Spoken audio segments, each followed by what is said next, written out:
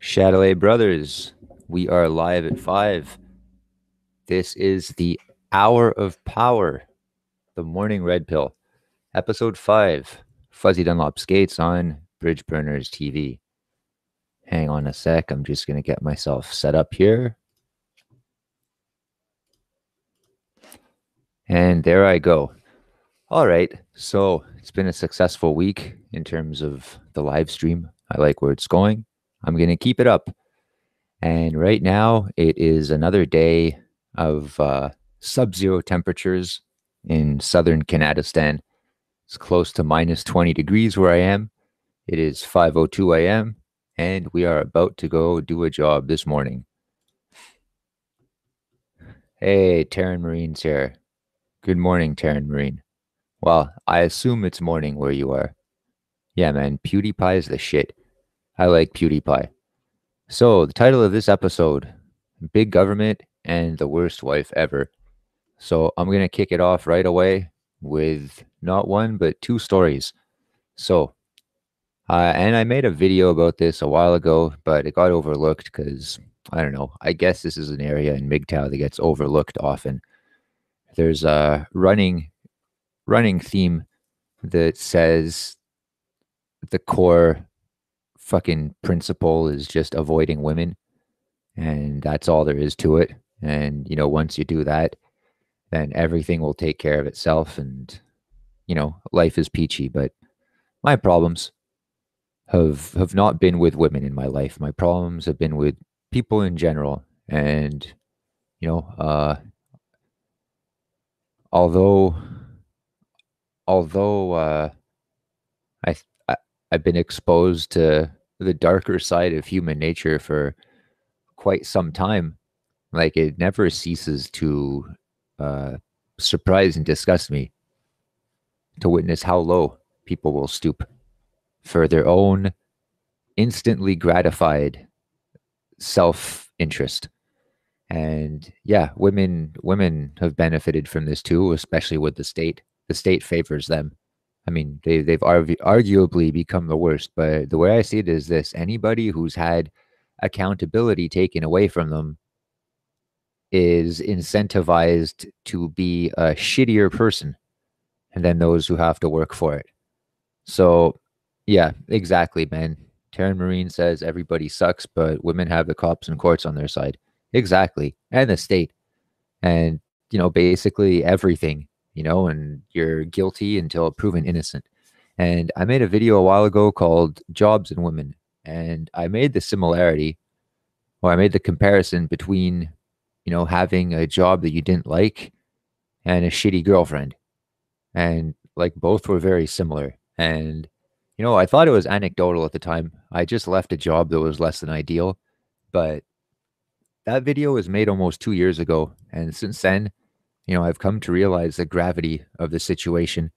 And, your employer, well, maybe not your employer, but any employer, I mean, as far as I'm concerned, you're more likely to end up in a good marriage with a woman than you are in long-term employment for a company.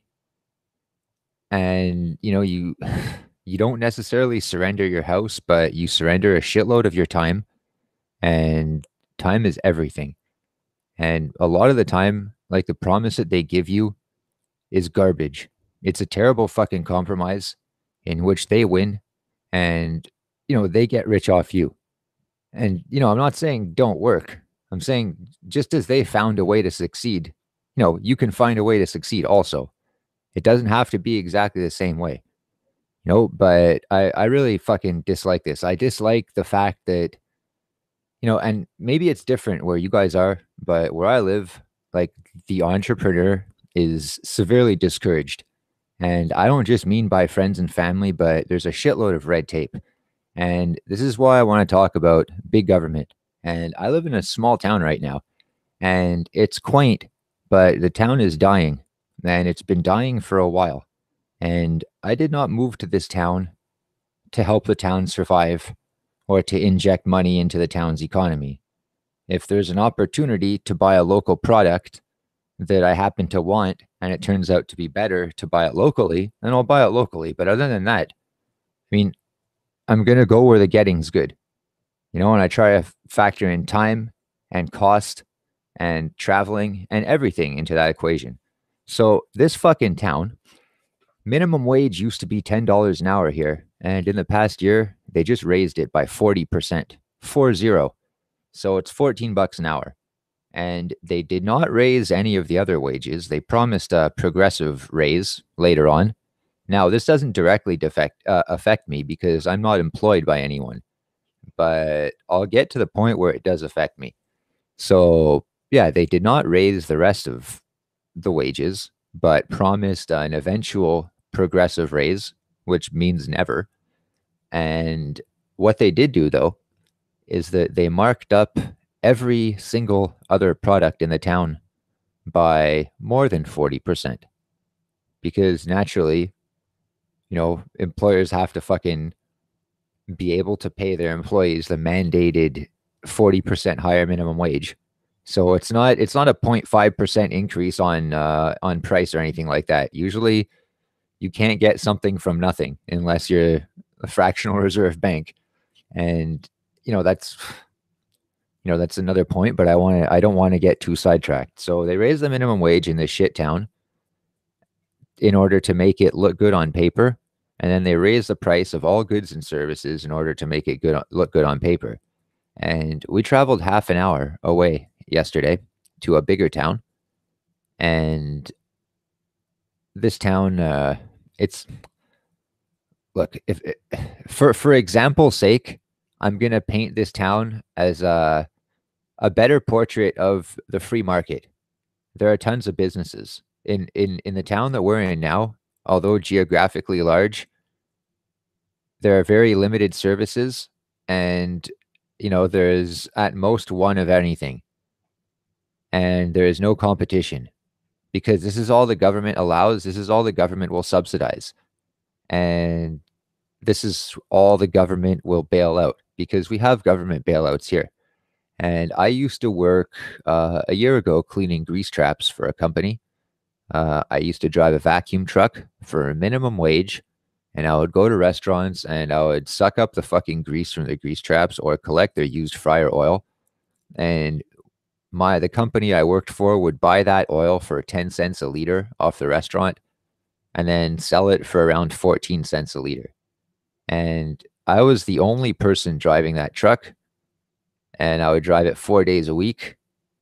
And I was the only person collecting fucking product for that company.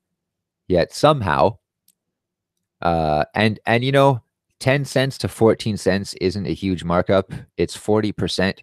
And I was not collecting large quantities of oil. On the best day, I would, collect 2,000 liters of oil and, making 4 cents a liter. So he's making fucking 8,000 pennies. Like it's not great. And somehow he would be able to pay my salary, the boss's salary, well, my wage, I should say, my minimum wage, the boss's salary, and 2 secretary salaries. So employing 4 people. And also he rented an office and to run the fucking work truck. So I don't know how you do this off of fucking 8,000 pennies a day, but if you employ a high enough percentage of foreigners, then you get basically not only a massive tax break, but if your company goes bankrupt, well, it basically can't go bankrupt because that's why I wanted to talk about fucking bailouts.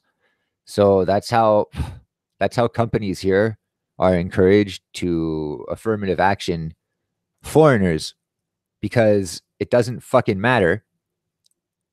Yeah, exactly. Prices went up at least 60%.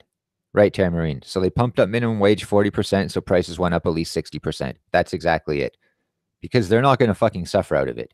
So now on paper, like, this little town, it looks semi-prosperous because, yeah, they have one of everything. And, it looks like everybody gets along. but they don't, and no one can afford any of the services. And I'll tell you guys here, like the big dream, it's like in a lot of places, but the big dream is to do seasonal work and only work half the year and have the government pay for the rest. Like, employment insurance or unemployment insurance, depending on where you live. Yes, everyone loses. And this is a big, big, big blue pill dream. And you're relying on Big Brother to take care of you. And it's, you know, I I've been on EI once in my life, and it was while I was taking a trade. And, I wasn't expecting it to happen even. I just signed up for trade school, and the lady at the fucking place told me that because I'd gotten fired from my last job, I'd be eligible, and as a result, they'd pay for my schooling. And that was 10 years ago. I didn't think it was right, really, but I still capitalized on it. And in my class of, let's see, 23 students, a good 12 of them were fucking foreigners that were taking their sixth trade or seventh trade and had never worked in any industry. And, they had been there for, 10 years, 20 years, a lot of them their whole lives, but couldn't fucking speak fucking English. And, they would just get into the trades and claim that they wouldn't be able to find employment. And the government would basically give them employment insurance the entire time they were studying. And a lot of these trades are 2-year courses. So in my course, a lot of fucking foreigners taking a 2-year auto body repair course with actually no intent of working in the industry. And they're getting not that much per week. They're getting around $300 a week, from the government to study. And if you have kids, you get more. One guy had 3 kids. He was getting 900, and he was complaining to me that it wasn't enough. And he also told me that I didn't understand. Hey, morning, Yorn. Yeah, he told me that I didn't understand because I grew up here. So, yeah, no, and this did not make me hate foreigners or anything like that. This makes me fucking hate people that aren't willing to pay for their way. And, when my dad came here, like over 60 years ago, he was 10 years old, and he says the biggest mistake his family ever made was migrating from their country peasant life to the Western world because it threw everything all in disarray. And, they were living in poverty where they were in Greece, but only really by Western standards. And, I don't really want to get into that right now because it's a good topic. And you guys know me, I get sidetracked really easily. But that's why I like doing these videos, and that's why I like doing it live, because I get to interact with everybody. And although I have a general direction that I want to take the discussion in, it goes where it's meant to go. So we let the free market dictate our discussion, unlike in this town to which I moved. So this place, everything is incredibly expensive. And, you know, uh, like they have barbecue chickens at grocery stores. They're like pre-made and stuff. And I think they have them in the States. They must, but it's pretty big in Canada. And, these are around, they're $7 to $10 depending on where you go. And $10 is like pretty high, and 7 is like, pretty low. But, in the town I live, it's $13 for fucking pre-made fucking barbecue chicken. And everything else is super expensive. It's fucking $5 for a can of sardines. And the next town over, like the next prosperous town, it's only like 25 minutes away. So, like this town, like they try to like falsely revitalize their economy, but the only solution, the only thing that's going to save them is to have like more fucking welfare money injected into it. And that's only a short-term solution. And, I was talking to the guy that I rent from about this. And, even the restaurants here, there's going to be an Italian restaurant and like a Middle Eastern restaurant, okay, for example. And they'll both have the exact same menu, and everything's going to be the exact same price. And, both the Middle Eastern restaurant and the Italian restaurant both have like a Chinese chicken salad on the menu. And the Chinese chicken salad is like 9.50 on one menu and like 9.99 on the other menu.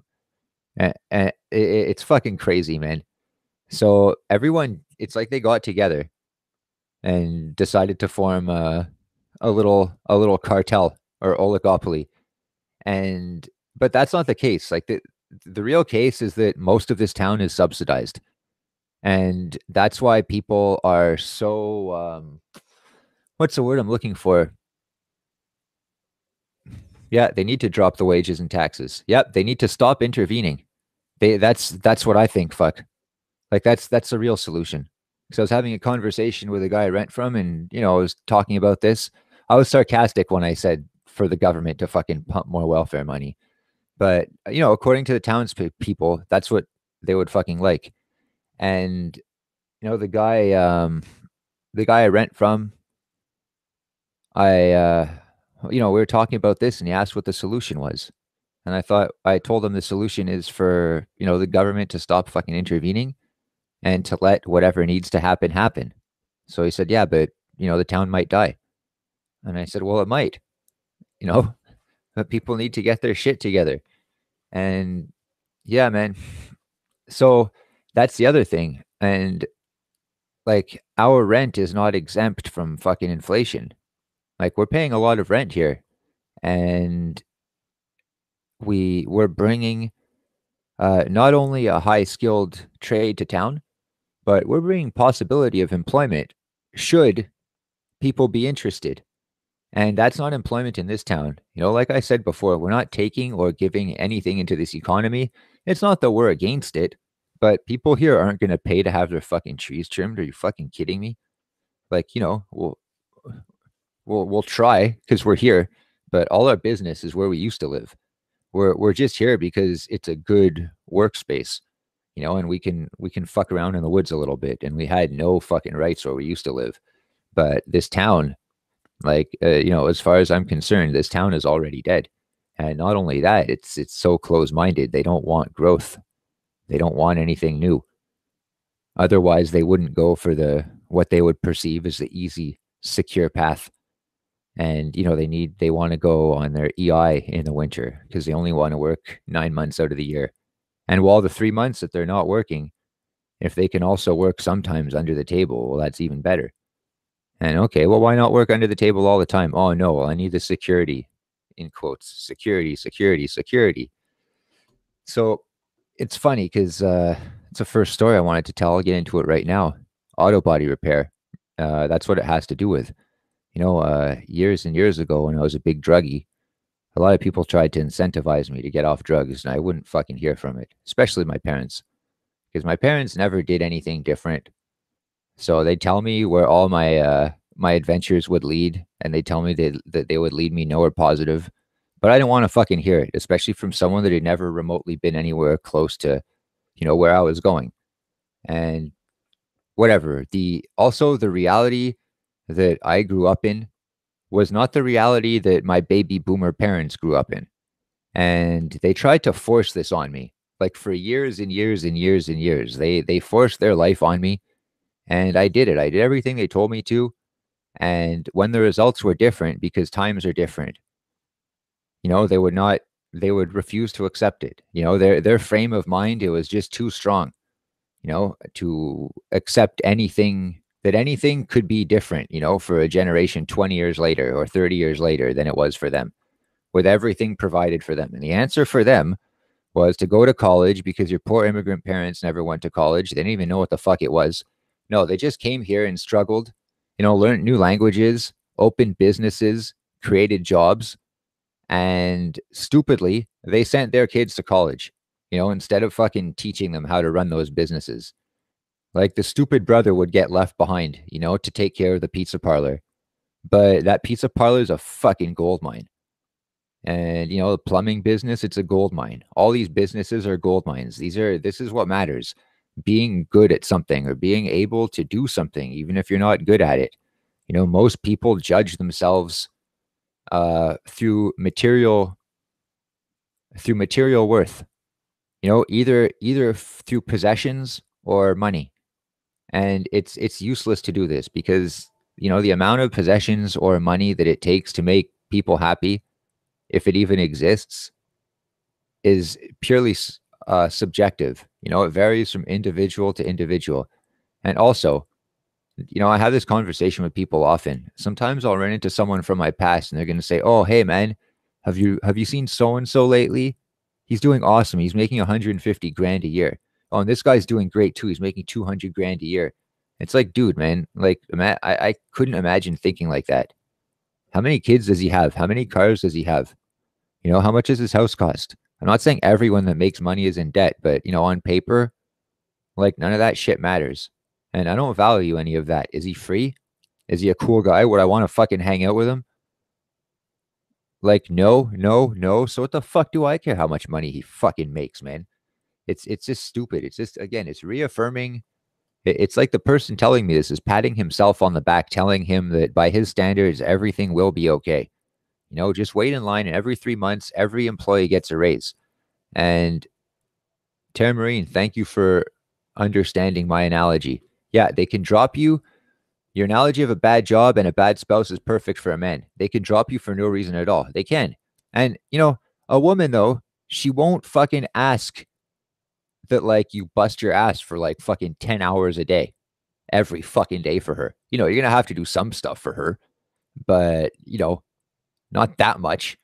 And, man, they fucking steal and steal and steal from you. And with government regulated wages and government regulated like small oligopolies, like like even a climbing store where I buy my climbing gear, there's only one climbing store in all of Quebec, and none of the other chainsaw stores, even, they're not even allowed to sell carabiners or harnesses or anything like that.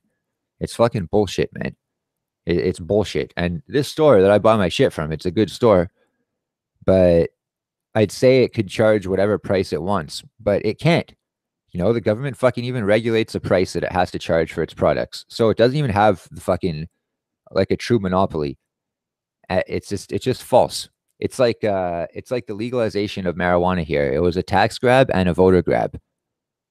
Like, it's, if you want to get into doing that legally, you're going to make a best minimum wage. You're going to have to bust your ass.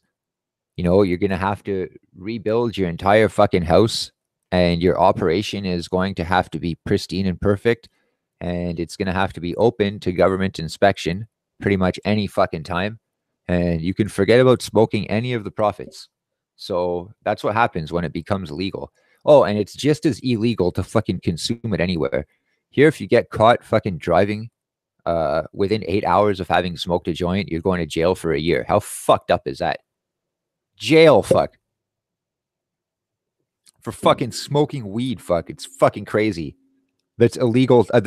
That just became legal now, and they sell it in shops and shit. It's so fucking stupid. The government's got to get their fucking grubby hands into everything. So, auto body repair. When I was a big druggie, my parents, before this, my parents pushed me into academia, and I followed, and I went to, we have this thing. It's like college here. It's called CEGEP. It's before university, and it lasts up to 4 years. And it's just a time wasting program to keep the unemployment numbers down, because this, because keeping fucking millions of fucking students that are working age, keeping them in school, giving them an excuse to, like, avoid being part of the census data, makes the country look a lot more prosperous. It lowers the fucking unemployment rate. And so, I went to, CEGEP, and I studied commerce, and it was on my way to university, but that's when I met the professors that you weren't allowed to disagree with, even the math teachers and stuff. And my friends used to, well, one of my friends in particular, like, he copied my work off me on one test, and it was for linear algebra, so you had to prove your answer and everything.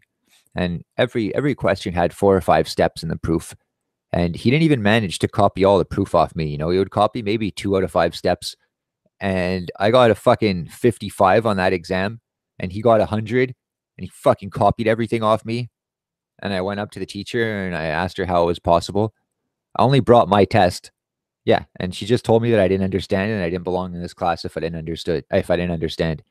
And the reason I was in that class and the same reason I didn't belong was because it was called honors commerce, and it was for a bunch of fucking simps from different high schools that got on the honor roll that wanted to go through a special application process to go into this special class. And I had no interest in doing it, but all the other classes were full. So they had to stick like three or four of us misfits in with the fucking eggheads. And that's what happened. So there was a bias against us. And my friend, fuck, he shouldn't have been there either. And he was fucking way dumber than me. You know, I was fucking smart. And it's, he didn't get penalized, I guess, because his voice as a dissident wasn't as loud as mine. But who knows? You know, I can speculate as to the reason, but it doesn't matter. So school didn't work out the way I thought it would. And my parents got indoctrinated in their university. My mother, she wrote a master's thesis and her professor stole it and used it as his own. And she never got her master's degree. And they still pushed me to go to university. And they just told me that things like this were going to happen and that you just have to go with the flow. And I never wanted to go to university. And my dad told me that if I don't go to university, then nobody is ever going to consider me smart. No, nobody of importance is ever going to consider me smart, no matter what I say. And then I said, what if I bring up good points? Isn't that all that matters? And he says, no, the only thing that matters is your credentials. And this is some of the stupidest fucking advice I ever heard in my life, by the way. You know, just to clarify it. And my dad knows this. He doesn't agree with me, but he knows that this is my opinion. And I think it's ridiculous to push your children to go into academia, especially for no good reason other than the fact that you went there and then ended up teaching in academia. That's not sustainable. We can't all become fucking teachers. And anyway, yeah, the market for teachers is kind of fucking saturated now. That's an understatement. So, yeah, and I said, well, what if I bring up valid points? You know, isn't that all that matters despite my credentials? So my dad said, no, credentials are the only thing that matters. And fuck. And I said, well, define people of importance. And he said, well, obviously by people of importance, I mean other university graduates. And then I said, well, who gives a fuck about them? I don't consider them important. I said, these are all your standards here in your made up fucking world. And yeah, then the conversation would usually go in the direction of, that's enough, Greg. And, if you want to live under this roof, like you have to fucking accept this reality them forcing on you. And I would always fucking cuck out, and then I end up apologizing later. And, years later, I find out like I was actually right about everything. And it doesn't make me happy. It makes me sad.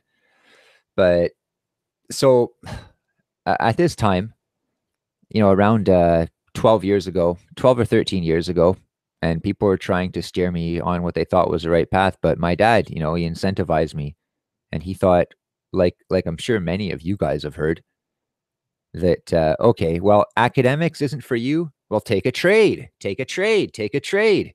You should take a trade because trades are always in demand, and, become my tagline, my dad's tagline was, if you, Greg, if you become an electrician and take the year-long course and graduate, which is an easy ass fucking course because fucking idiot fucking foreigners that can't speak English do it. Fuck. And, he said, if I take that course, this is right when the brand new Mini Cooper came out, by the way, which I fucking hate. If you've seen my earlier stream about that, yeah, you know why I hate that fucking car. But it had just come out in around like 2004 or so. This is when we were having the chat. So my dad says, Greg, if you become an electrician, it's okay that you bombed out of college. And no, I didn't bomb out, Dad. I just didn't want to fucking go to university after. I didn't want to study until I was fucking 30. And it sucks because I ended up studying until I was 30, just not in university and shit. For 5 years, I studied shit that I wanted to study, like fucking skiing. And then, learning to fix cars was cool. But I was told that if I went to electrician school or whatever, fuck, yeah, it's small, man. It's a small course. It's a year intensive course, and it gets you fucking nothing, man. It gets you to the back of the line. Just like every other fucking trade course here. It gets you to the back of the line. And yeah, a year or maximum 18 months. Yeah. And the employers know because they're not fucking stupid, but they know that it's all like fucking deadbeats that fucking take these courses. So even if you're good, like you might as well not put it on your CV. And all the trades promise the same thing. They promise you 2,500 hours of quote unquote real experience that you could put on your CV, and it counts towards you getting your journeyman's certificate and everything. But none of the employers want to count it. None. It's fucked, man. They just shit on it. And in part, they're slightly right, because on average, there are a lot of fucking shitbags in these courses. But the other part of the equation is that a lot of them fucking just learned the old way. Their dad taught them and they didn't need to go to school. And they already have a chip on their shoulder about people who come out of trade school because they think that we have a chip on our shoulder. So it's just tougher than people think. And I'm a strong advocate of learning something because you want to learn it. You should learn whatever you want to learn. But the attitude to take a trade, even in the MGTOW community, is that, oh, well, university is dead, but take a trade and you're going to get placed. Placed. Keyword here. You're going to get placed in a job and you'll be quote unquote in demand. Like if you want people to know you're good at something, you have to create a demand for yourself. And getting a fucking piece of paper from trade school, all the exams in trade school is not going to do it. And all the exams in trade school, by the way, they're pass or fail. There are no degrees of success.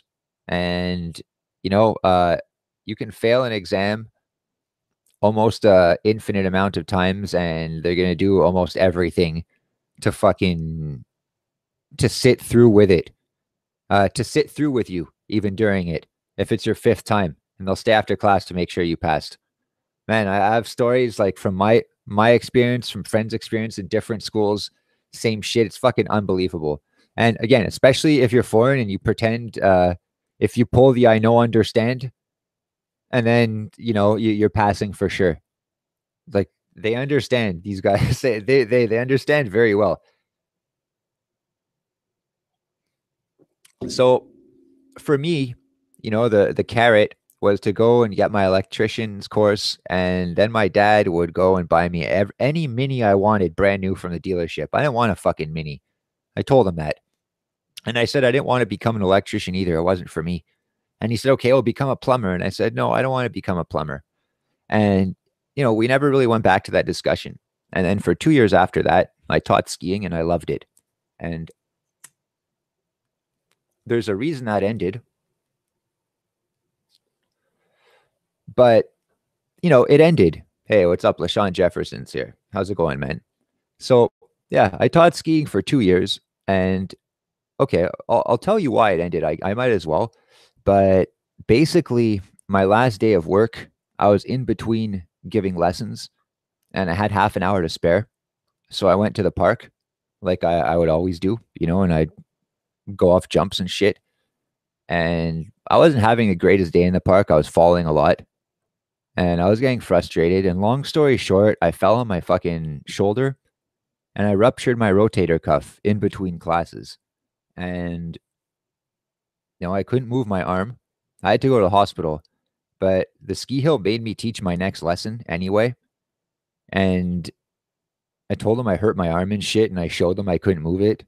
And they said, okay, we'll teach your next lesson, then you can go home or go to the hospital or whatever. So I fucking, I wrapped up my arm with like my jacket or whatever, and I taught the lesson for 1 hour. It didn't hurt that much, but it hurt. And then I fucking went to the hospital, and it turned out that I ruptured my rotator cuff and that I was going to need surgery and that, my ski season was over and blah, blah, blah, all the usual good shit. So I told them about it the next day at work, and they basically said, okay, well, you're going to get your last pay like in 2 weeks or whatever. And, that's it for your season. So like, thanks and see you next year. And I had to file for, this is when I filed for employment insurance. And they told me, at work, and they said, yeah, you might be thinking of workman's compensation or something like that, but don't think about it because the accident happened to you not while you were teaching. It'd be unethical for you to claim something like that. And stupidly, I thought, oh, I agree. Then my parents told me that, they really fucking ripped me off there because if I had even slipped in the parking lot, like on my way to work and like gotten hurt, then supposedly like my work is fucking liable for that. Yeah. So, working in a fucking icy parking lot, it would be a gold mine for a lot of people. But because the line of work is dangerous and the whole goal for me was not to get hurt, and I like my job, I'm not trying to fuck anybody over. I just want to go fucking skiing. Share my fucking joy with other people, give them good days on the trails. That's all it was about. Fuck. And then, basically they sent me home and I had to apply for EI. And, I basically couldn't fucking use my arm. But luckily, I found a fucking job um, where I found a landscaping job in the summer where the boss was fucking lenient enough with me to not make me use my arm until it got better. So little by little, I would use it more and more until I got better. And this was a fellow instructor that had worked with me, and he had seen that, we liked each other's work ethic, and he lived in a country town about an hour away, and he had a proposition for me. And his proposition was that he taught skiing in the winter as well, but in the summer and in the spring and in the fall, he was a caretaker for 100-acre property for an extremely rich couple. And they were so rich that they had a tennis court, they had a swimming pool, they had a gas station on their fucking property for regular gas and diesel, even for all their fucking farm equipment that they never touched. So it was our job to basically maintain the property, cut the grass, maintain the woods, you know, the path, like fucking clean out the pool. The guy's wife that I worked for cleaned out the inside of the house, like all that shit. So his proposition for me was that he and his wife and their roommate, they had been wanting to go out west to the Canadian Rockies for years, but they all wanted to go and they needed someone to take over the business if they were to go in good conscience, and they never found the right person. So lo and behold, they told me that I was this right person, and naively I believed them. And I moved over there in the summer, and after a month of work, the boss and we got into an argument one day. He was a little prick, turned out. And the other employee tells me, he says, "Hey, by the way, did he promise you that, you would get to take over the business when he moved out west?" And I said, "Yep." And he said, "Yeah, dude. He promised that to all the employees for the past 10 years. It's never going to happen." And, I was so pissed off when I fucking heard that. And I didn't even say anything. But the next day, I ended my lease and I packed up all my shit into my fucking pickup truck. And I didn't even tell the guy that I quit. And I moved back to the city. And this old pickup truck that I bought, I was stuck between a rock and a hard place. It was a bad decision to buy it all those years ago, but it was full of rust. And I ended up fixing it because I didn't want my parents to see that I had spent like almost $4,000 on a fucking piece of shit truck that was full of holes. So I fixed it to the best of my ability, and it was a lot better. And then, yeah, what a fucking liar, eh? Yeah, and then my dad, he asked me, he said, "What are you going to do now?" And I said, "Well, I was thinking of taking a trade, but not electrician." And they said, "What?" And I said, "Auto body repair." Because I want to learn to fucking fix rust and shit and restore cars. And like, I think that'd be fucking amazing. And I kind of did it once. So they weren't really okay with it. And I said, "Well, why not?" And they said, "Well, we never heard of that." I said, "Well, how could you fucking not have heard of that? Fuck, everyone knows what that is, but they don't, man. You tell people auto body repair, they're like, "What? What's that? And they're like, "Oh, mechanics?" And they're like, "Yeah." And I'm like, "Well, the other one, like with rust and shit. Like, they don't, they're so dumb, fuck." And they're like, "Oh, why don't you take why didn't you take another trade?" It's like, yo, because I wanted to do this one. Fuck. Like, just because oh my God. Fuck. Yeah. Anyway, yeah, I digress. So, yeah, they weren't thrilled with the idea, but they understood. So I took the fucking course. And to get into the course, I had to fill out a 30-page fucking thing called a reflection. And it's like, oh, when you get up in the morning, like, what do you do? And you have to explain why that's good enough to get you into the class. It's so stupid, fuck. And it's 30 pages long. And the first thing, like, these foreigners in my class that like either can't or are pretending to not be able to speak English, I ask them, I'm like, yo, what about the 30-page reflection? I'm like, how the fuck did you get through that? And they're like, oh, I don't understand. I don't do. And it's like, yo, man, like, what the fuck? What happened to people being held to the same fucking standard? And anyway, so in that course, like, and I took the course because I had learned a very rudimentary way. I taught myself basically a very rudimentary way to fucking, patch up cars. And I wanted to learn the real way. And wherever it would take me, then I was happy with it. And I thought for sure if I became good, I could just open my own shop. But the first thing you learn in school is that, or I learned in my course, is that you have to, yeah, collision repair, exactly. Even just detailing, but detailing is kind of fucking bullshit, but you can make a lot of money in it, just to polish cars and or even just to wash cars, and you need minimal equipment. But so the first thing they tell you is that if you want to become an apprentice, you don't need this course, that you can just go get an apprenticeship. But this course will teach you, like in a class, without the pressure of like the shop deadlines and insurance schedules and all this stuff. And you'll be able to ask questions and, you know, yeah, exactly. Exactly. Marine says, if those people not seen Pimp My Ride, that was like my plan, fuck. And I did pimp that ride, by the way, at the end of the course.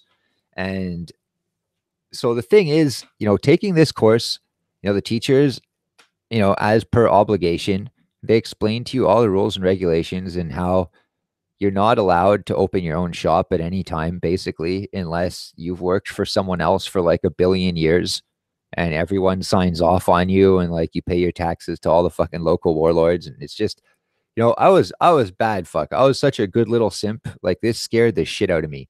And the whole deal was in this course, at the very, very end of the course, if the whole class finishes early, then whatever time was left over, if you asked about it nicely in the right way, you would be allowed to work on your own car, but in the class's shop.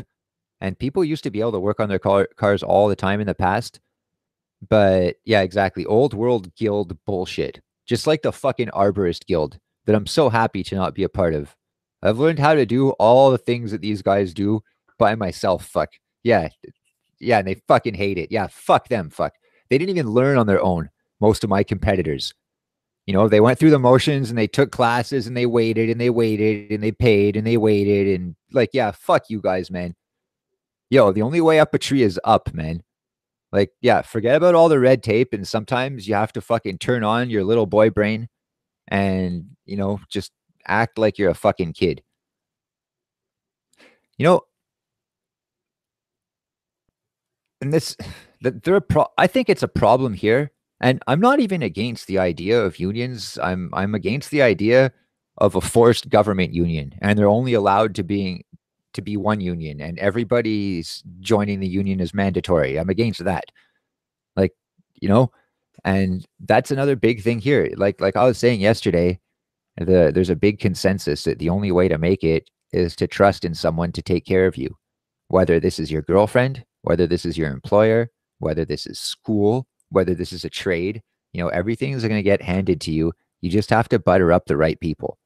And in reality, okay, even at best case scenario, this is not like I don't know. How do I put this? No fucking self-respecting man should fucking want to do anything like that. Just jump from fucking ship to ship like a turd going from fucking toilet to toilet on your way fucking down. Instead, why can't you try to be in charge of every part of your own destiny? Beholden to no one. Wouldn't that be great? But I think that scares most people. Maybe not most MGTOW, but most people in the blue-pilled world. I know it does. That's why they advocate so hard that you do the opposite and how your shit is never, ever, ever going to work. Like, so my story, to finish my first story about auto body repair. So at the very end, you have a bit of time to work on your own car. And I had my own truck that I was already working on in my parents' driveway all summer. And I was going to finish it and do the painting at school. And it couldn't have come at a better time because it was beginning of winter. We had just got hit with a fucking snowstorm and it was no weather to be painting a fucking truck in outside, I'll tell you. So it was perfect. And my truck didn't move. It didn't run because it was in pieces. The gas tank wasn't even attached. So I got it towed to school and, I start working on it for one day as per my arrangement. And I brought all my materials. And the week before, another guy and a group of 3 other kids, they just pimped one of their friends' cars. And the difference is that I had asked permission like 3 months in advance, and this guy asked permission at the last minute. And the teachers basically said no, and he brought the car in anyway. And instead of finishing with the coursework, these guys just fucking pimped their friend's car. And the excuse was, well, he paid for a towing here. So, I can't finish the course because it's going to be costing my friend money. Yeah, it's fucking weak. Can you believe that shit?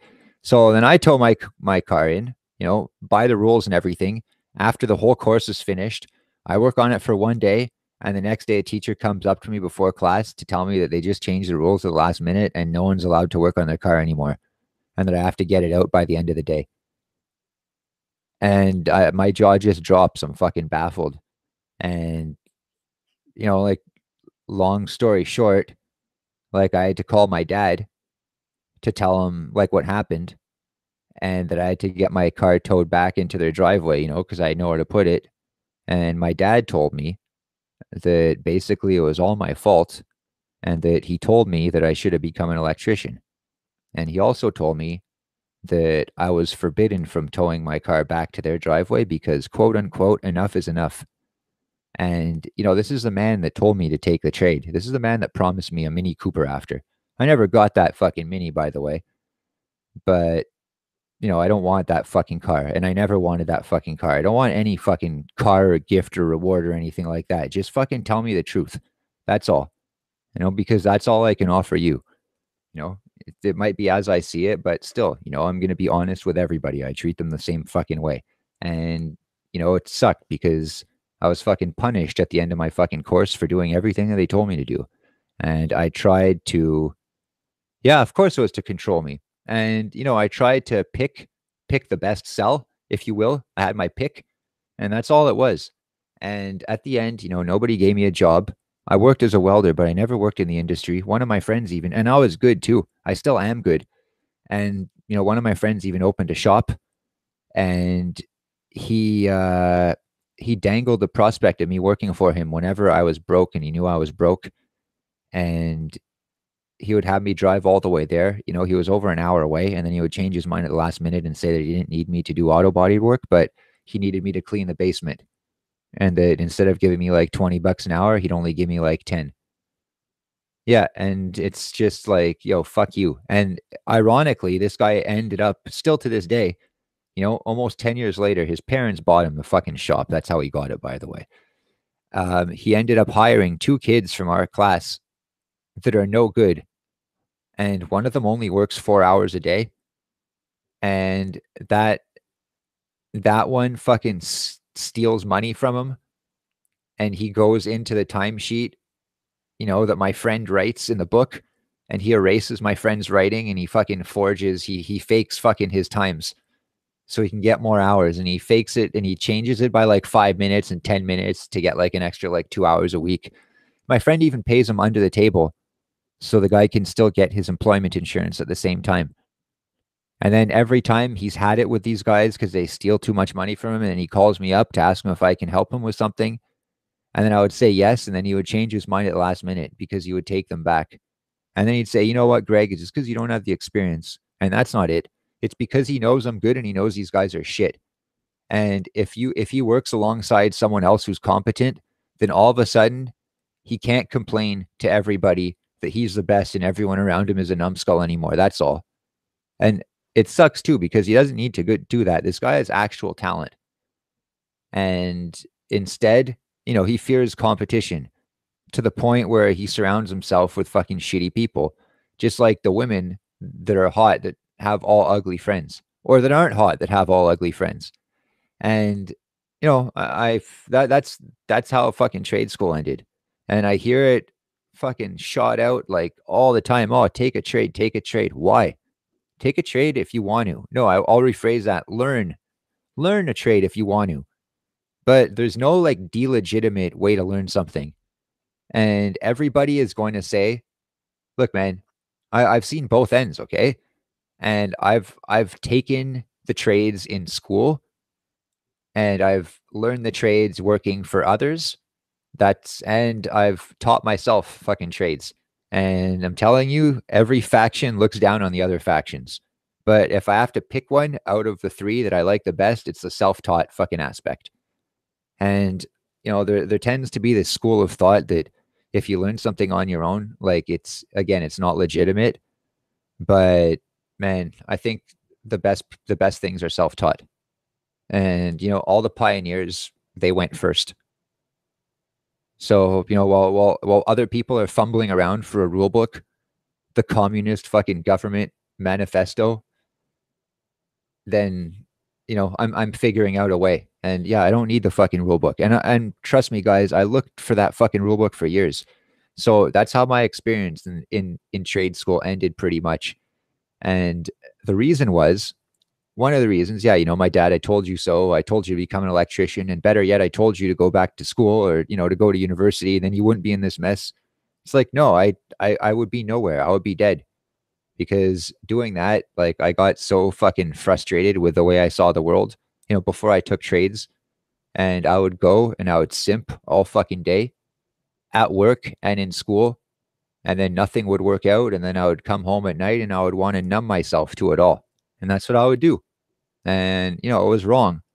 And then I found a way to kind of escape that or to get around it, by doing different things like teaching skiing, for instance. That got me away from that. I didn't deal with any fucking leftism at all or any shit like that. No corporatism, no crony capitalism, nothing like that. Teaching skiing, like my biggest concern was bratty kids. And the pay wasn't great, but learning to budget myself, like it wasn't bad. It was fine. It's something actually I would consider doing again just in the winter as a supplemental source of income. I didn't walk away from the industry for good. I just left it in pursuit of better things that didn't really work out the way I planned, but it got me that much more experience in different directions. So the second story, I made a video a couple of months ago called Relocate Your Balls. And this one, me, my brother, my dad, we're at a lady's house, and there's a giant tree that was cut down. Like it's really thick, and there's a lot of nice wood there. And we didn't cut the tree down, but we wanted the wood. And hey, Dr. Omni's here. Praise Keck, man. Yeah, so we wanted the wood. And a lot of other people wanted the wood too, because yeah, there's a lot of fucking things that you could do with the wood. And we wanted it to build coffee tables. And we already have one like that we built out of a slab just like that. And in this pile of logs in front of the lady's house, there must be 50 slabs, if you cut them up. And you can sell each of them with a stain on it for easily $500. That's like the lowest price that you're bound to get, but you could sell it for over a G if you want, with minimal work. Slicing, sanding, finishing, and polishing, and Bob's your fucking uncle. And thanks, man. And so we did this, and the whole point was that everyone else was asking for these pieces of wood also. And, they were saying, oh, can we have just a nice piece? I just want a nice one. But there was a lot of shit mixed in with the good stuff. So, I had to offer to take everything away and to clean up after, just to be able to, get my hands on the nice pieces. So that's what we did. And three of us went, and all day we cut those pieces up. My dad brought the giant chainsaw, to be able to reach through them. And yeah, we worked 10 hours And, my dad's 72 years old, by the way, and he was there most of the day. He really enjoyed himself. The dog was there. We were handing out business cards to passersby and stuff. Generally, it was a good day. And not only that, it's being pragmatic because even though business was good, yeah, exactly, man. The junk pieces we were going to sell as firewood, and business was good at the time for cutting trees, but we were going to save these, coffee table pieces for a rainy day, basically, and that was the plan. So this place, this job site, was 3 blocks away from my parents' house, and our house was quite a bit further. And they have a big yard and everything, so they suggested that we just bring the nice pieces of wood to their house, and they have a big driveway. So we'd put them at the back of the driveway and they'd block them off and we'd stack them nicely. And then when we find a place to put them to let them dry, because they should dry for a few months before you make something out of them, then, we'd come and pick them up. So this is the sad part. This is the part that is kind of like my auto body repair story. And, the reason for that too, not only, I told you so from my dad, but, he was worried that the neighbors were giving him dirty looks because I was working on my car in the driveway. And like the correct response to that is like, who gives a fuck what the fucking neighbors think? And, I wasn't doing anything to reduce the value of the property. Every morning, I'd bring my tools out one by one and I'd work usually until I had to go to school at like 2 in the afternoon. And at 2 in the afternoon, I would bring my tools back in one by one and I would clean up and I would sweep and like, very methodical. It's not like fucking Beverly Hillbillies with like couches and shit on the front lawn and just like there's a blowtorch that's always on the grass in the middle of the night and like a toilet with no lid and shit. No, it's nothing like that. But yeah, there were whispers on the street, and sometimes little kids would say, "Oh, my mom wants to know why you don't just go to a mechanic to fix your car." And I just laugh. It doesn't fucking matter, because I'm doing it myself. Like I took the course to fix this truck, but I'm not obliged to explain that to anyone. But at the end, the dirty looks became too much for my dad, even though most of them were imaginary. And so with these logs, okay, one day, so we cut up these logs about 4 months ago, I would say. And about 2 months ago, I'm on the way to the store with my dad, and he tells me his back is hurt from taking all the wood out of the driveway or something. And these logs are massive, and I know there's no way he can move them by himself. So I say, "What do you mean taking the logs out of the driveway? Like, what did you do? Why is your back hurt?" And he says, "Well, all those logs that we cut up to sell." And I said, "Yeah." And he said, "Well, I had to take them out of the driveway." I said, "Why did you have to take them out of the driveway?" And he says, "Well, all the neighbors were looking at me and I got tired of it." And I said, "What do you mean they were looking at you?" And he says, No, they were looking at me." I said, "When?" He says, "All the time." I said, "What the fuck are you talking about?" And he says, "The neighbors were fucking looking at me, so I had to take the logs out of the driveway." And I said, "Okay, well, those logs were heavy." I said, "How did you take them out?" And he says, "I cut them up." I said, "What do you mean you cut them up?" And he says, "With the chainsaw, I cut them up." And I said, "Why?" And he says, "I just told you to get them out of the driveway." He says, "Because I was tired of getting dirty looks." And I said, "Well, let me get this straight. So all the work we did, all the 50 fucking potential coffee tables that we sliced up and made and that we stored, methodically and meticulously in the driveway, like yesterday, you decided on a whim to cut them up just like that. And like you went so fucking crazy that like you got so trigger happy that you hurt your back in the fucking process of destroying our work. Yeah, baby boomer fucking logic. That's exactly what it is. Like it's baby boomer fucking logic. And so he fucking yelled at me after. And it's like, why the fuck are you yelling at me? You just basically like wrecked my factory and all my fucking products. Yeah, for no reason. Like for no reason. And I said, like, it's cool that like we work together and everything and you come on jobs and like you let us store stuff from time to time. I said, but this shit can't happen. I said, it can't happen again. And he's like, "Oh, haha, okay, Greg, you're playing boss." It's like, no, I'm not playing boss. Fuck. It's like, this is fucking logic, man. Like we worked really hard. We had something. It was fucking ready. You know, all you had to do was fucking leave it there. And then one day, for no fucking reason, you just destroy it. And like, I'm still mad about that.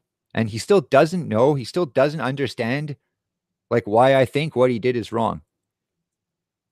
Yeah, that's it. It's yeah. Terran Marine says my dad forced me to get rid of one car. Then later he bought me like 4 junk cars. You know, and the whole point. And then you know when I said, you know, right now like things are slow, and right now I could be polishing those up and selling them, and you know I could sell one of those and like pay for fucking all my expenses for a month. You know, that's like including rent and gas and like anything for business. I could even fucking get some groceries, buy a couple of fucking new articles of clothing, and go to a movie or fucking buy a video game if I wanted to, you know? And like just off one of them. And we had 53 of them and they're all fucking gone. I think there's like 2 or 3 left. And you know, and I said, you know, just one of those like is like a month, you know, of like freedom. And all 50, that's and we would have split the money. We would have split the money 3 ways, fuck. And you know, it's like we would have split it 3 ways and we could have all been happy. And if you didn't want any part of it, then me and my brother could have been happy. But no, just all of a sudden, like I have to destroy it. And then when I explained this to him, and I said, see, we could sell those and then not have to fucking work ever, even though I like my job, but man, it would take care of everything. And then it's kind of like, yeah, well, you know, if you had gone to university like I wanted you to, like, you know, you wouldn't be in this situation. Yeah. Yeah, I know, man. He's still holding a grudge about electrician. And you know, now I've kind of managed to like get my dad's respect, kind of, just because we've started a cash business, you know, 6 months ago. But you know, it's the first time in my entire life that he's told me he's proud of me, but he hasn't come over, you know, to the right side. You know, he's still very, very, very set in his ways. It's just when he sees like a customer hand me $1,000 occasionally, you know, for like a day's work, like because he's never made that much, you know, being a teacher. And that was his ultimate goal for me. So even though I've surpassed him now by his own standards, like he still can't believe it. And I can't be right. Like the moral of the story is that you can't succeed even if you're succeeding. And you know, you have to rely on someone else to provide everything for you. And it's fucking sad, man. It's sad the lengths that people will go to just to prove to you that like your shit won't work. It's like if you were to invent the bicycle and you would show like, you know, your dad, let's say, like, oh, look what I invented. He says, oh, that's not going to work. And you say, no, no, watch. And you start riding it and it works. And he fucking shoves a stick through the fucking spokes of the front wheel and you eat shit. And then he says, I told you so. And it's like the moral of the story is that you have to stick to the status quo. And that, yeah, exactly. Yeah, man, you're right. You're right, LaShawn. And, you know, gently, but for the most part, like, you know, I talk to my parents occasionally. Again, if I'm like passing by to like pick something up, like a tool or something like that. But sadly, you know, I can't even trust them to look after my tools. You know, the things that I've stored in the garage, like painting supplies and like uh, spray guns and stuff like that. And like I store it all out of the way. And like, you know, my dad, when he has nothing to do, he'll just like go through my shit and move it around from one end of the yard to the other. Like, and it'll go through the snow and stuff. And like this stuff's going to be too heavy to move. And he's just going to leave it there sometimes. And like when I give him shit for it, like you know, he gets mad. It's like the leftist fucking argument.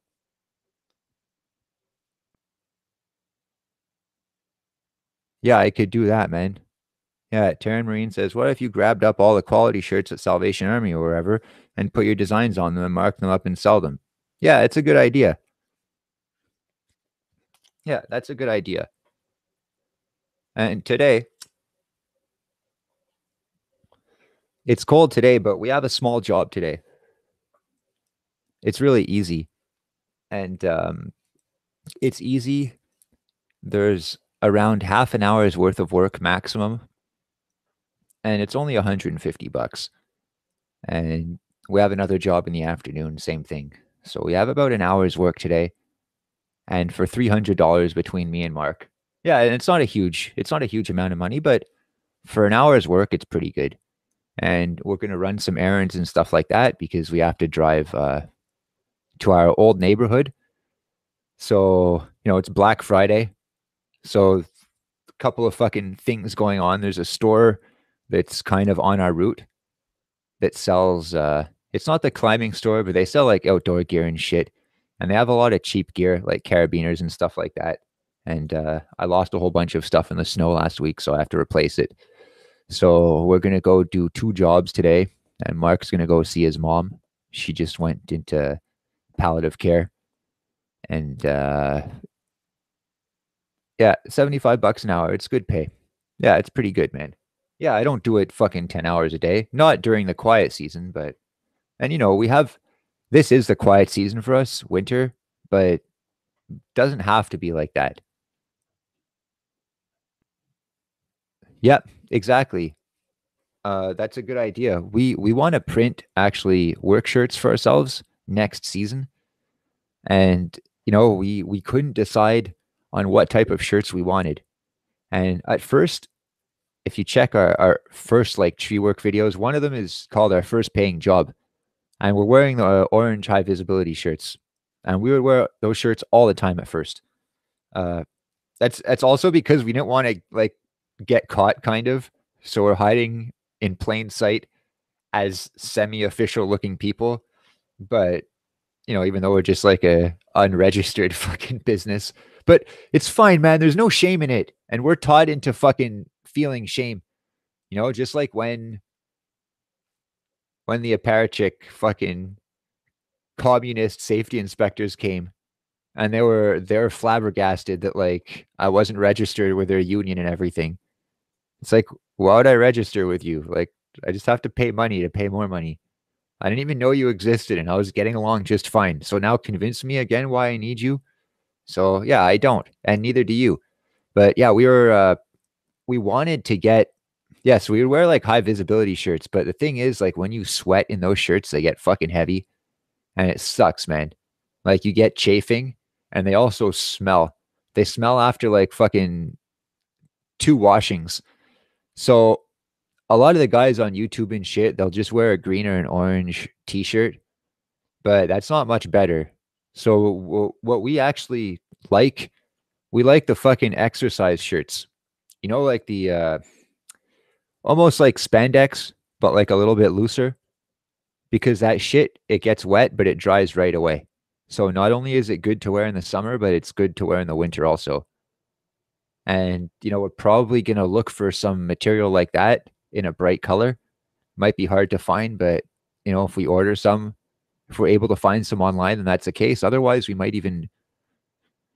well, we always have our eyes peeled whenever we go to Winners or like TJ Maxx and shit. Sometimes you can get crazy deals there too.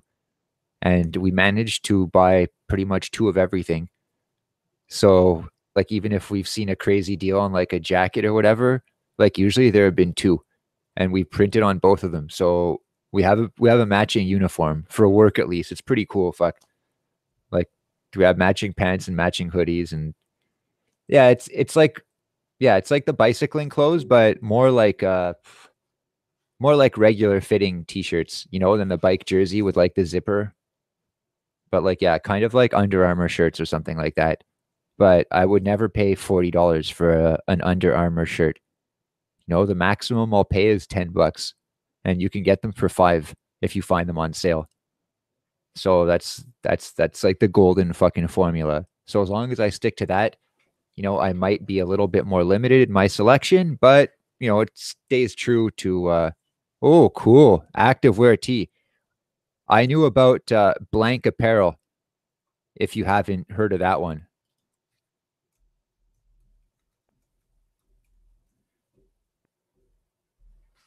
I think it's still online, but yeah, that's how it goes, man. Favor for a favor. Thanks for fucking letting me know about that. I'm gonna check that shit out later on. So, that's what we're doing today. We got 2 small jobs, and instead of making it like, oh, well, you went all the way out there just to do that, well, we're gonna take care of our other stuff in the time being. and we went to a, it's a mundane thing, but we went to our neighboring town yesterday, and on a whim, we checked the fucking grocery store just to see what the prices were like, and everything there is like half price. So instead of supporting this fucking local bullshit economy, then we're just going to take our business over to the next town. And the other thing too that I wanted to mention early on is that even though everything has gone up in this town, and it's fucked up because people knew that we were moving here. People from this town knew we were moving here, and they know what we do for business. And they don't know how much we make, but they know it's like relatively expensive work. But they're telling us, and they're like, like smugly, they're like, oh, you're in for a surprise when you come to town because things cost more than you think.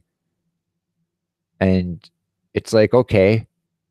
And I know that this town is like willing to bleed us dry, but don't think for a second that, you know, we're going to allow the town to raise minimum wage 40% and raise prices 60%. And we're going to subject ourselves to this without raising our prices. So, yeah, man, that's you expect me to fucking survive in this fucking inflation ridden economy? My product's going to inflate for you too, motherfucker. And, like, quite frankly, that's pretty much why we don't do business here. Like, people just can't afford it. They can't even afford the regular prices. And yeah, they could never afford the inflated prices. And us coming here, like, it helps because we're, anytime we buy anything here, even gas for my truck, we're pumping money into their economy. But as much as I can avoid doing it, I will. And, towns like this, it's sad to say, but they need to adapt or die, to be given the choice, just like everybody. Let's say I took away, or I think everyone in this chat is probably on the same page at least, but, let's say the government didn't provide shit for you. Like, I'm sure that wouldn't change that much. I'm sure like most of you guys aren't relying on the government for anything. I'm sure most of you guys aren't relying on anyone for anything, and even, I shit on employers all the time. It's not saying that like if you work for someone else, I don't respect you. Far from it, man. If you subject yourself to something that's less than what you deserve, and there's no end in sight, and you're telling yourself that that's really the only way, and you're telling other people that that's really the only way, then I don't respect you. But like, man, if you're doing your fucking thing, and more importantly, if you're trying, then like, I tip my hat, and you get the warrior's grip, because it's tough these days, man. And it's tough for anyone that is in any way, shape, or form a dissident sheep. And one of my hardest hitting videos was getting fired from my job, how and why I got fired. I got so many views on that video. I still fucking don't understand. Well, I kind of understand, but it's good because I made some new friends, starting to put out content like that. And it's something that a lot of people can relate with. And like one guy, he's here often, JLord37, but he wrote, I think, something like learning to not acquiesce to to people of authority is one of the core tenets of MGTOW. And a lot of us, yeah, okay, we don't take shit from women, but what if the boss makes you do something that you don't want to do, for free, or something that's very dangerous, or with very high risk to you and no benefit. And how is that any different? So, no simping means no simping, and freedom is freedom. Look, I've never really had a relationship. Okay, the longest relationship I've had has been like 2 or 3 months, and it's not fucking long, but you know, like simping in a relationship, it's the same. Like it's the same as real world simping. Like, just like you wouldn't take shit like from a fucking bitchy girlfriend. Like, why would you take shit from anybody else? And what I'm trying to say is that even in a relationship, like, the woman is only going to occupy like a small, or certain, I should say, percentage of your time. So, what do you do the rest of the time? So let's say you spend 4 hours a day with your girlfriend. Okay. Like there's still fucking 20 hours remaining in the day that you have to know how to survive. You know, your knowledge of women, it's either not going to be sufficient or it's going to have to be adaptable to the rest of your reality. So, you know, just like avoiding women or just not taking shit from women or something like that, or avoiding relationships with women, it's not enough, man. And women, they'll fuck you over in certain ways, or you know, they might try to, but you can really, okay, some things are harder to protect from than others, like hashtag me too, for example. But like for the most part, they use all the same tricks. But what about your fellow man? You know, and your jealous fucking neighbor or your friends or your fucking employer? Like some of these people are fucking smart, man, and not in a good way. Like, man, they will fucking feast on your bones. So, you know, it's as far as I see it, especially a lot of the monks that preach risk aversion. I mean, it's important, but it doesn't end just with females. Like it doesn't end, you know, how to protect ourselves. It's like how to be free. You know, freedom is a big focus of my channel, but it's not just how to be free from a bad relationship with a woman. It's how to be free from bad relationships with anybody.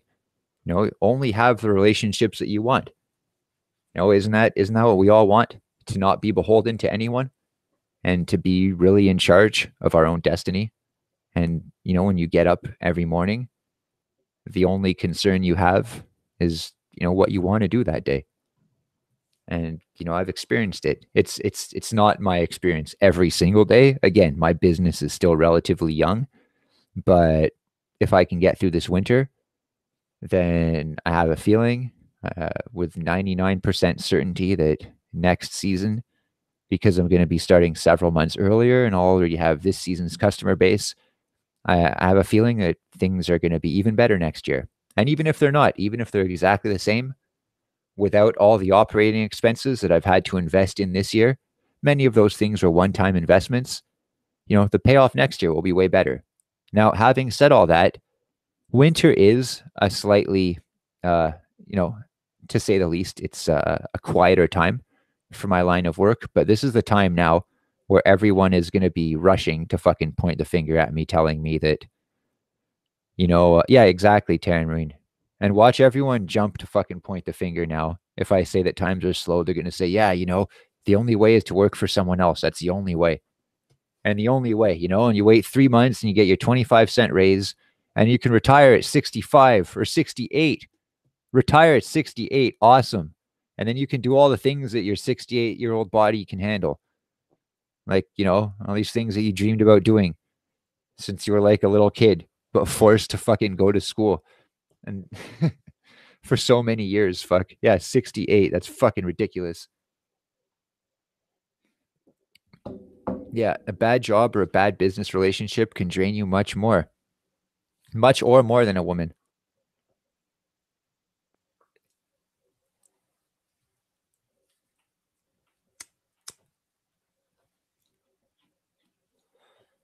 I think, look, it is the key. It is the key, but it can be very elusive to find a way to make money because, you know, for me anyway, it was really hard because I constantly thought, you know, like I guess a capitalist, that I'm going to do what makes the most sense.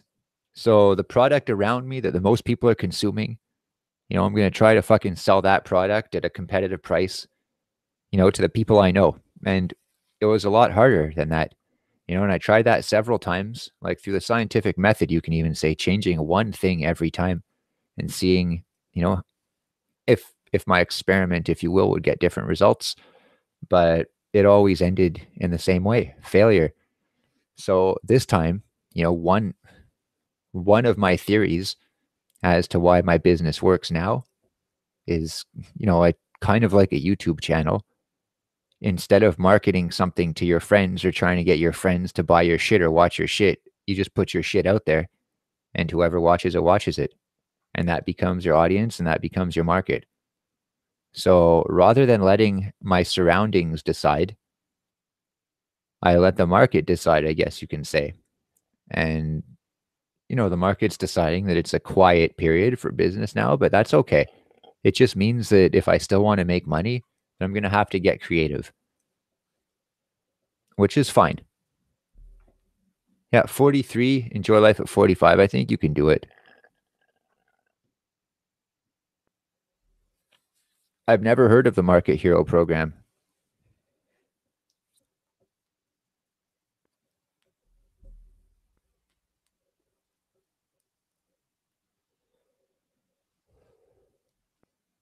Loans can be helpful. I would say, like personally, I would be uncomfortable taking a loan for too much, but you know, different people think differently. All right, I'll check it out after. Alex Becker. Cool, man. I think a lot of businesses fail too, statistically speaking, because they're not. Okay, there was this kid that used to live near my parents' house. He was like fucking 12 years old, and his parents used to pay him like fucking $1 to mow their lawn. And, one of the neighbors jokingly asked him if he could mow his lawn. So the kid said, I'll do it for $2. The guy says, yeah, but your dad's paying you $1. And he says, well, my dad's family. He says, this is business. So the neighbor laughed and the kid mowed his lawn for $2. And then this neighbor told the story, to one of his friends that lived on the same street. And he said, yeah, can you believe the balls in this little kid? He mows his parents' lawn for $1. And I asked him, he said $2. And he joked that his dad was family and that this was just business. But anyway, he's a good kid and he'll cut your grass if you want.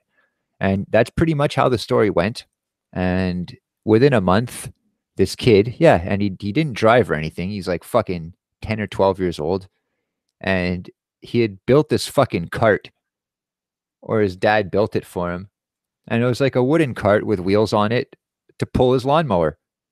And he would pull his lawnmower fucking around the block. And he knew he had customers. And at one point, he was even going door to door on the streets he was working on. And he was explaining to people that he already had like 10 lawns to mow on this block. And that while he was there, it was just worthwhile if he sees who else needs their lawn cut. So he doesn't have to come back because he won't be able to do it another time. And yeah, smart kid. And as soon as he became of legal age, which, was quite a bit, it was like, 4 to 6 years later, but he had a car and then he had a pickup and then he had a fucking trailer and he already had fucking lawnmowers and he had riding mowers and he had weed whackers and he had everything he needed and even had a couple of fucking employees. And, this type of entrepreneurship is discouraged. Again, it's seen as illegitimate or underground. And, people like this, they build everything. They're responsible for everything. Every piece of infrastructure, even every government program, every hospital that exists because of the entrepreneur, because of the pioneer spirit from kids like this. The only rule he knows is that he's not allowed to drive. Okay, so he doesn't drive. It's not like he's stealing a fucking car. And I've heard such ridiculous things about why people think that you can't succeed. I heard one guy, fucking stupid fucking drug dealer. And this guy is a fucking idiot, okay? He's a fucking, okay, first of all, he's a fucking huge wigger, like chains, like tons of chains. And he tells me that he feels bad for his black friends because they're never going to know what it's like to wear $1,000 jeans like him. Because everybody knows that black people always wear $100 jeans and no more. And that must suck. And it's like, dude, man, like that's like such an idiotic fucking thing. I had no idea people thought like that. $1,000 jeans? What the fuck are $1,000 jeans? Like, and like I'm pretty sure, like, Jesus Christ, I don't even know where to fucking start, man. I mentioned this before, but not on my channel. I talked about it with Howard Dare once, and but the stream, it's like it's not, it wasn't re-uploaded later. But people were shooting this shit for like 8 hours and it's just fucking pissed me off. And then, yeah, man, like, hey, Alvaro, What's up, man? Yeah, like who cares? Fuck. Like I didn't know you had to keep track of how much they cost. I didn't know people. Yeah, they just beat him up and take his jeans, $1,000 jeans. It's so dumb, fuck. And the same guy, he says the only way to succeed is in jewelry, and to have like a jewelry polishing machine, you need 150 grand minimum. And it's like, oh, dude, man, like what the fuck? Like jewelry polishing machines? I don't have any jewelry. Like fuck, like why would I get into that? Like I don't know anything about that. Don't tell me that's the only way to. It's like, okay, Greg, I'll get you started. First, you need a jewelry polishing machine, 150 grand. Then you need like minimum 100 pairs of $1,000 jeans, because if you're not wearing that, people aren't going to respect you. This guy too, man. Every second sentence was that he's all about respect. I'm all about respect. I'm all about respect. This guy was like the most disrespectful fucking person I've ever fucking known. He used to pick fights with like old ladies like on the bus and shit. Real fucking scumbag. Yeah, all about respect. Fuck. Yeah. Like respect for me, but not for thee. One of these types, fuck. I can't fucking stand that shit. Yeah, the only way to make money, like, or to succeed is, it's like some hypothetical fucking impossible situation, according to these people. And again, it's not, even if they don't believe it for themselves, it's like they want you to believe it. It's like my dad with the fucking electrician school. Even 10 years later, it's like you're still fucking still trying to force your reality down my throat. It's like it's like several lifetimes ago. Fuck, it has nothing to do with anything. Fuck. And I hear this a lot. Fuck, I've been hearing it so often on why, like, why it's not going to work, why you can't succeed. And all the advice is bad. It's all to run to Big Brother. And, even a guy I was talking about the other day, yeah, the game, the game is rigged pessimist. Yeah, exactly. Fuck. I'm assuming there was no comma supposed to be there.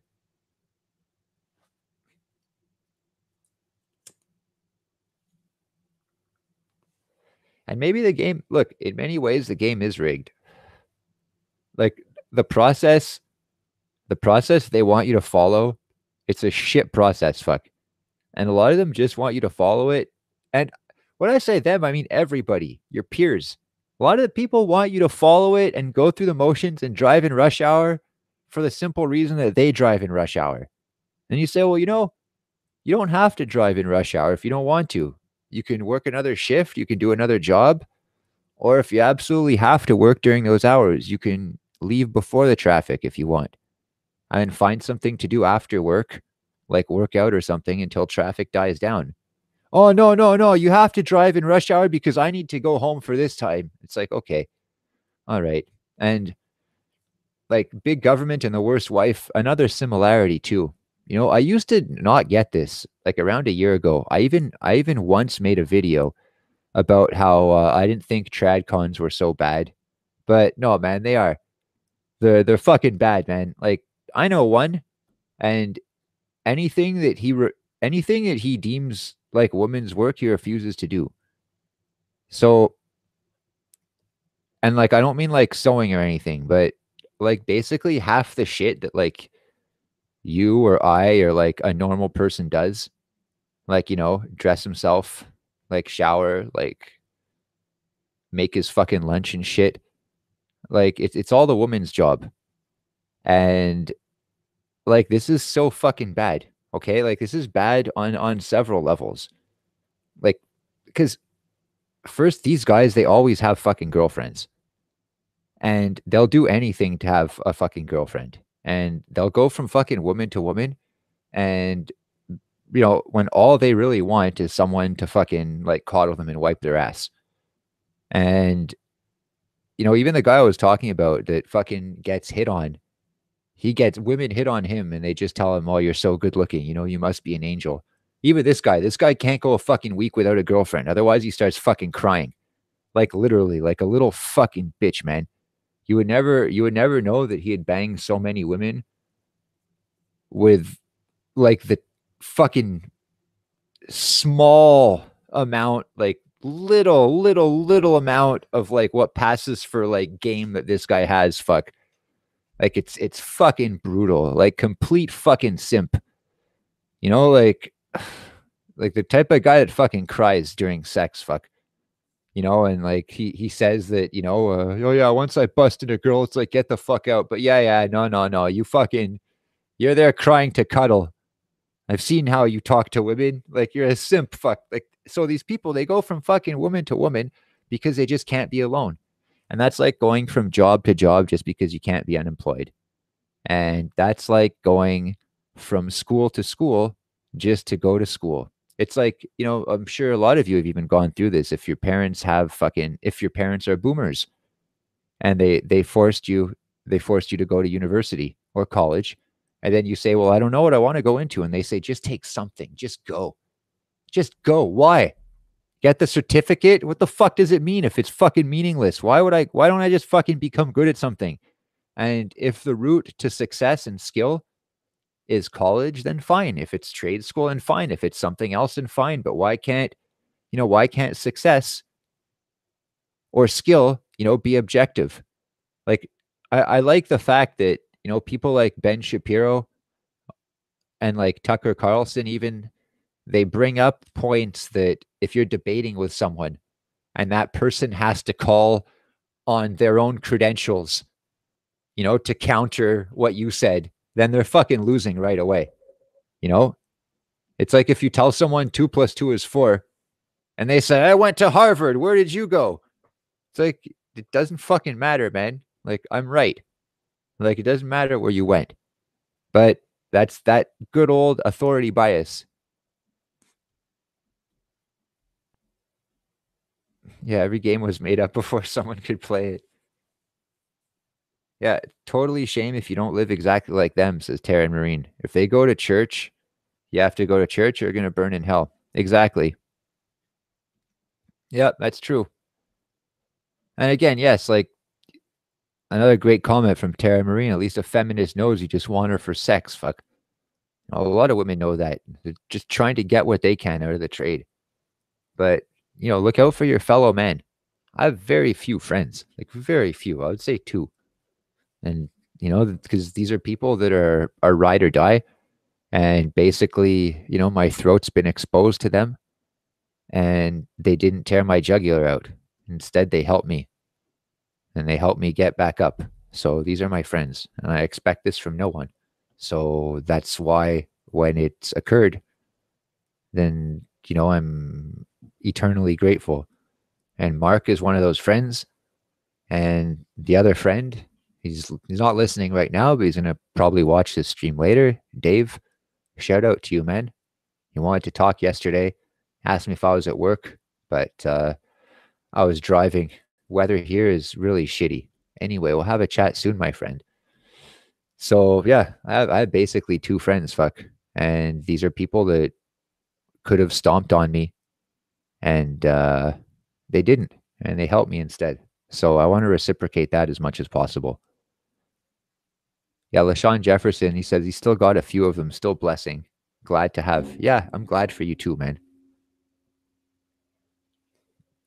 I haven't made it easy for people to be my friend, I guess. You know, I mean, I put my beliefs out there early on, and you know, I don't have time to dance around. And usually, you know, it's a good measuring stick or litmus test, if you will, to see who accepts you and who doesn't. If I pretend to be someone else, if I pretend to be the way that I think, you know, the majority of society wants me to be, then I'll have tons of friends on paper, but you know, none of them will get me, if you will. And I'm not gonna fucking give a shit about any of them. We have nothing in common. We have no similar views. You know, if we were building something together, they would fucking they would make me do all the work probably. That's not what I want. Yeah, Terry Marine says I just have three friends. That's fine, man. Even one. Oh yeah, and my dog, fuck. You know, that's my third. And I'm not downplaying what you said. I'm not joking. But, you know,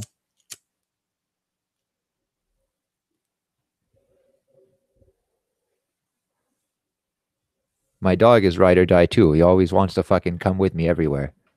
He doesn't care how cold it is, how rainy it is, where we're going. He doesn't even know where we're going. He's down for the ride. You know, if that can't be said, just that can't be said about so many people. So many people that I've known who have been in a position to help or either already helping me. And then you tell them and you say, you know, by the way, I appreciate what you're doing. It helps me off. I mean, it helps me out. And then they find out that what they're doing helps you, so they don't do it anymore.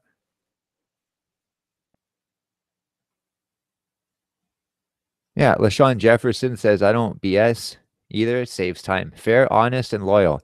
Asshole set off. Yeah, exactly, man. Like, you can't fucking please everybody. Why even try? And it's so much better when you start being yourself and you stop, you know, you stop caring what the fucking sheep fucking think of you. And I wanted to fucking bring up a point about that. Oh yeah, okay. You know, 2 episodes ago I called it breaking away, and yeah, I agree, man. I think people are like dogs though, and I think that if you have a dog and if you've trained a dog, it'll give you a huge advantage, you know, in surviving fucking society or surviving outside of society. And you really fucking like for me anyway, when I got Oliver 8 years ago, and Oliver fucking Oliver walks loose everywhere. He doesn't even wear a collar. And like he's free. Like he does what he wants. But you know, he comes and he never goes too far, and you know, he very gentle, he's friendly, and he wouldn't hurt a fly. And he's again very, very friendly. That's how I brought him up. I didn't want him to be a danger to anything unless, you know, he or myself or his family was being threatened. So a lot of dogs think the same thing, but again, where they draw the line is in a different place. So Oliver's line, you know, it's very close to him and to myself. And, you know, like for instance, he's really nice, but if a dog tries to mount him and fuck him in the ass, like he's gonna tear the dog's throat out. Or, you know, put the dog on the ground, like with his fangs on the throat. He even did this a few years ago with it was like a fucking anyway, it's a long story, but there was some fucking feral wolf pup in the country where I used to fucking work, and my friend's female dog was in heat. And the feral wolf pup was fucking friendly. He was nice because my friend was like kind of feeding him and stuff, but he was courting his dog, you know, trying to fuck her. And I wanted my dog and the pup to get along because I wanted to take him home. But my dog had worked so hard to become a member of that pack, which consisted of the female bitch in heat, another female bitch, and my dog. And my dog was in third place, and the German Shepherd was in second, and the little tiny shitty dog was in first. But again, it had taken my dog like 6 months to earn his place in the hierarchy, and he'd be damned if some fucking, you know, some wolf was gonna fucking oust him. And my dog's fixed, by the way. And every time I tried to make them fucking touch noses, you know, the wolf was nice, and you know, Oliver grabbed it by the throat and put it on the ground on its back and wouldn't stop growling. I had to pry him off 3 times. So it's very funny, you know, how those things work. And I think that, you know, learning to train my dog, especially if you bring your dog fucking to a dog run ever, which I don't do, but I did when he was a puppy sometimes.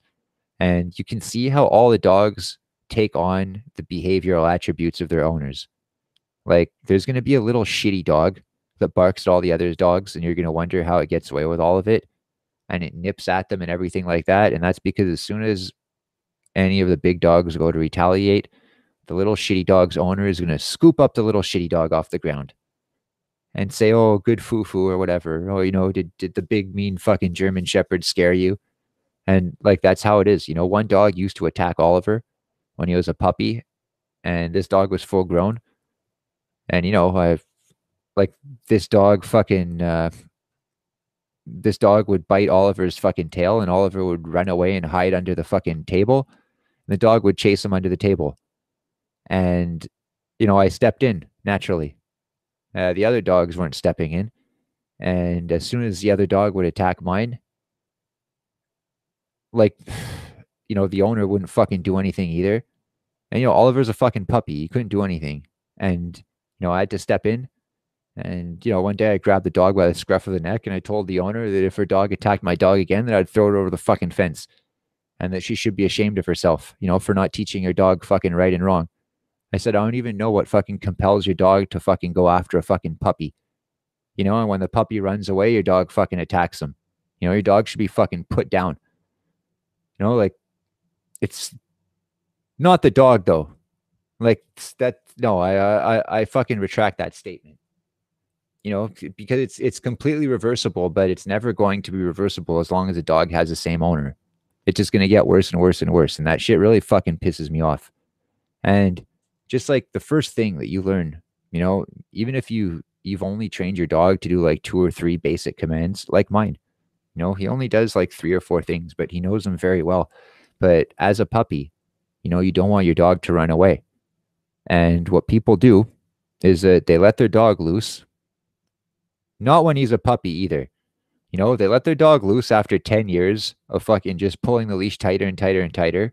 And as soon as the dog gets a taste of freedom for the first time, he takes off a little bit and the people freak out and they chase after the dog. So the dog's never going to fucking come back. Then it becomes a game. The dog's going to run and run and run and run and run and run. And he's going to let you get a little bit closer and he's going to let you get really, really close, but he's never going to let you catch him. He's going to come home when he wants. And the only way to get him to come home is to turn around and walk the other way. And you do this before you chase him. Better yet, you do this before tightening the leash for 10 years. Okay? Like my way was giving Oliver freedom when he was a puppy. And I would take him on walks, when he was a puppy on his leash, just like a regular puppy. And I'd walk him for half an hour or so. And his little puppy legs would get tired. And when he get tired, I'd take him to a quiet street or a quiet area of the park. And I'd take the leash off and I'd keep walking. And he was tired. And I let him do whatever he wanted. He could circle around, he could smell stuff, but he wasn't going to run away. And the fact, too, that he was tired and I'm walking a little bit in front of him, it just reaffirms the fact that you're the master. And not in a brutal or mean or vicious way. Just because you're big and you're strong and you're consistent and you're there to show him the way. So he looks to you. And that's basically how I did it. And I would always carry treats on me at first because the distance that we would go leashless would always get bigger and bigger. And, the treat was the key to get him to come back no matter what. And, eventually I just had to take fewer and fewer treats with me until I didn't have to take any at all. And then I didn't have to take the leash at all. And then I didn't have to take the collar at all. And, it's 8 years later and it's still like that. Yeah, I think it's gonna work. Different dogs have different personalities. So, like my parents' dog, for example, she's a different breed. So she's very, very high energy. But I've done it the same way with her. And with me, she's okay. But with my parents, they undo everything that I've done. My parents have 2 cats and a dog. And with me, they all got along. But with my parents, the 2 cats have to be separated from each other, and the dog has to be separated from both cats. And my mom is constantly opening and shutting doors, worrying which room which cat is in. And they have 2 baby gates on their staircase to prevent the dogs and cats from getting anywhere that the dogs and cats are. It's crazy. And the dog's 5 years old and the cats are almost 10 years old. So this has been going on for 10 years. And this is after, having me for 36 years. So, this is after raising a child, having learned fucking nothing. And it's also after having numerous other animals, including several other cats, another dog, and they've learned nothing on, how to train an animal or how an animal's mind works.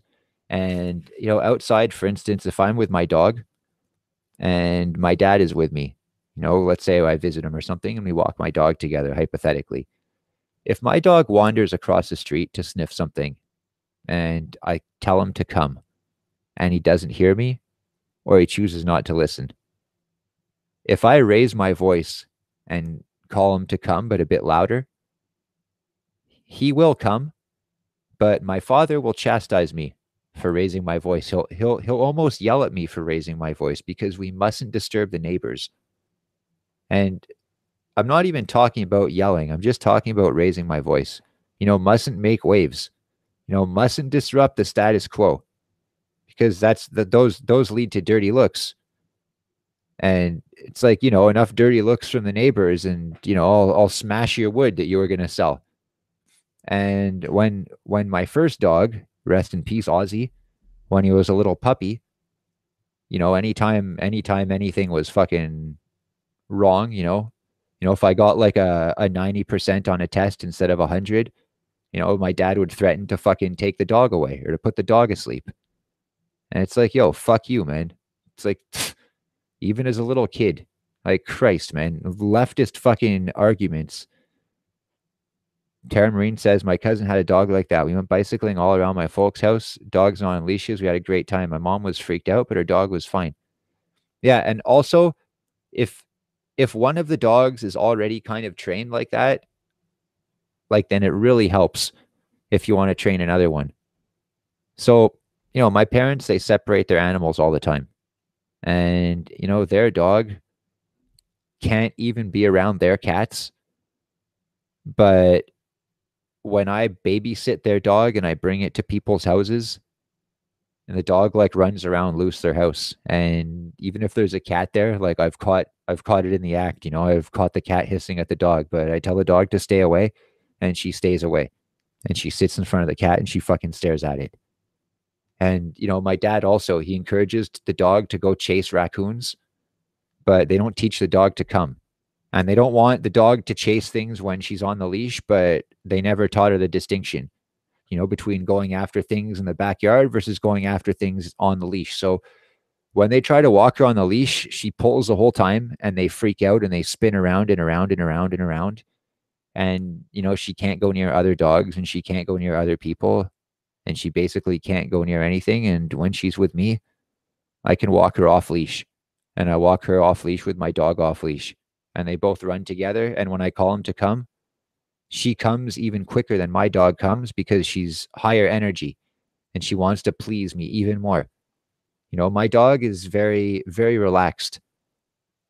He's a wonderful dog, but his drive to please his owner, it's not high like my parents' dog's drive is. She's a little bull terrier. She's full of energy. She jumps up and down all day and everything she does, is for you. And if she does the wrong thing, it's because she hasn't been taught that the wrong thing is wrong. So they're afraid to teach her right from wrong because they're afraid of the neighbors hearing them raise their voice. And who knows what conclusions the neighbors would come to, if they heard you, calling your dog to come more than 3 times because he didn't hear you because a car was going by maybe. So come, come, come. No, that's too much. Like, how dare you? What a bastard.